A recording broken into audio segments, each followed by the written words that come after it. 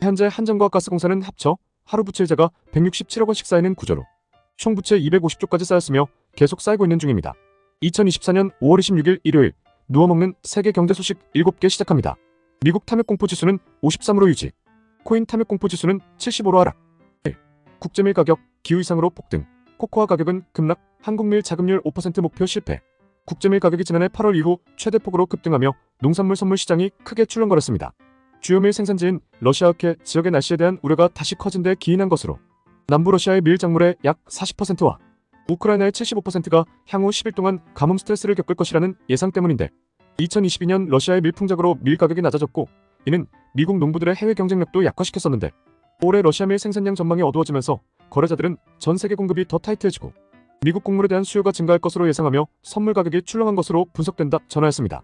시카고 선물 시장에서 대두와 옥수수 가격도 함께 상승하였고 지난달 전례 없이 폭등한 카카오는 서아프리카 주요 재배국들에 내린 비로 인해 글로벌 거래자들이 어느 정도 안도감을 느꼈고 가격 하락을 우려해 관망하며 매수세가 줄어들어 카카오 가격이 전반적으로 하락 중이라 전하였습니다. 2. 디카페인의 배신, 한국의 느슨한 기준. 한국에서 디카페인 커피는 뜨거운 물이나 이산화탄소를 이용해 카페인을 90% 이상 제거한 원두로 제조하는 음료인데 국제기준인 97% 이상 혹은 EU 기준인 99% 이상과 달리 한국은 90% 이상이기에 카페인에 민감한 사람 기준에선 카페인이 상당히 남아있는 수치일 수 있습니다. 또한 브랜드마다 카페인 제거 방식이나 총용량, 에스프레소 샷 개수 등에 따라서도 카페인 양은 달라지는데 스타벅스, 투썸플레이스, 이디야커피, 메가커피, 더벤티 등 5곳을 조사한 결과 디카페인 커피 한 잔당 적게는 5mg, 많게는 26mg이 들어있는 것을 발견하였습니다. 5개 브랜드 가운데 카페인 함유량이 가장 높았던 곳은 더벤티로 디카페인 라떼 기준 스타벅스보다 5배나 많았는데 스타벅스의 일반 아메리카노는 150mg, 믹스커피는 한 봉지당 50mg의 카페인을 함유하고 있다 전하였습니다. 전문가들은 카페인 민감자들에게 디카페인이더라도 하루 3잔 이상 섭취를 권장하지 않는다고 전하였습니다. 3. 모기 자극 네 번째 요소 발견, 빨간색 옷. 미 워싱턴대 연구진은 국제학술지에 이집트 20개 암컷 기준 모기가 선호하는 색을 발표하였습니다.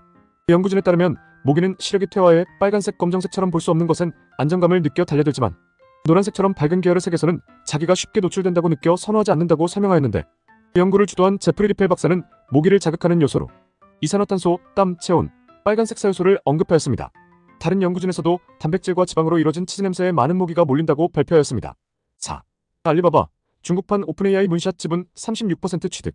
알리바바 그룹이 중국판 오픈AI로 불리는 인공지능 AI 스타트업 문샷, 중국명 회사의 지분 36%에 1조 투자하며 주요 주주에 올랐다고 전하였습니다. 문샷은 지프AI, 미니맥스, 01.AI와 함께 중국 AI 스타트업계 선두권에서 경쟁 중인데 문샷의 생성형 챗봇 키미는 지난달 방문자 수면에서 중국의 인터넷 검색 대기업 바이두의 어니봇을 추월했다고 보도하였습니다. 5. 중국, 친대만 과테말라 컨테이너 억류. 중국이 대만 수교국 중 한 곳인 과테말라산 농산물 일부 수입을 차단한 것으로 나타났습니다. 과테말라 수출업자는 이와 관련해 중국 측으로부터 공식적인 통보나 문서를 받은 적 없다고 프렌사 리브레는 보도하였는데 대만 총통 취임식에 경축 특사로 외교부 장관을 특파하기도 하는 등 과테말라는 대만 12개 수교국 중 가장 많은 인구와 큰 경제 규모를 가진 국가로 꼽히며 중국의 갑작스러운 이번 조처가 중국과 대만의 문제 때문이 아니냐는 관측을 보이며 중국의 제재로 봐야 하는지 확실하진 않다고 전하였습니다. 6. 외계인의 열에너지 흡수 인공위성 진짜 있나? 과학계에는 별에서 나오는 빛과 열을 흡수하는 초대형 외계기술 구조물 다이슨 스피어가 있을 수 있다고 보는 중인데 최근 스웨덴 웁살라대와 인도 공과대 연구진은 우리 은하에서 다이슨 스피어가 설치됐을 가능성이 있는 별 7개를 발견했다고 전하였습니다. 연구진은 다이슨 스피어가 설치됐을 가능성이 있는 별을 탐지하기 위해 적외선을 유독 많이 내뿜는 천체를 찾았는데 별에서 나오는 빛과 열을 이용하는 다이슨 스피어는 필연적으로 뜨겁게 달궈질 수밖에 없어 이때 나오는 열, 즉 적외선을 관측하는 데 주력한 것으로 우리 은하의 별 500만 개를 탐색해 성과를 거둔 것이라 전하였습니다.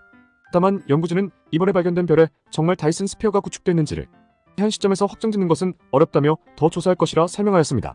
주관적 칼럼 7. 세계 에너지 가격은 치솟는 중 한국만 모른다. 코로나인 21년부터 23년까지 일본, 독일의 전기요금은 약 200%, 영국, 이탈리아는 약 400에서 1400%까지 올랐지만 한국은 76% 정도 오름세에 그쳤습니다.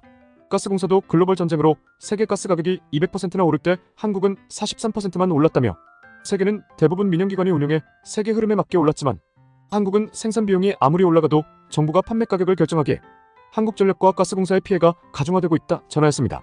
한국전력 사장은 우리나라는 물가 인상과 가계 부담을 최소화하고 기업 경쟁력을 지키기 위해 정부와 한전의 노력으로 OECD 국가 중 최저 수준의 요금을 유지해오며 한전이 방파제 역할로 요금 인상 부분을 상당히 흡수해왔다라고 설명하였는데 현재 한전과 가스공사는 합쳐 하루 부채이자가 167억 원씩 쌓이는 구조로 총 부채 250조까지 쌓였으며 계속 쌓이고 있는 중입니다.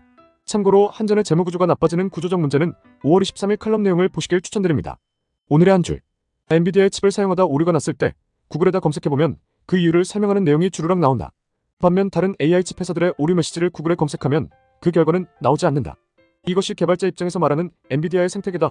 매일 누워먹는 경제 소식을 듣고 싶으시다면 구독, 좋아요 부탁드리겠습니다. 감사합니다.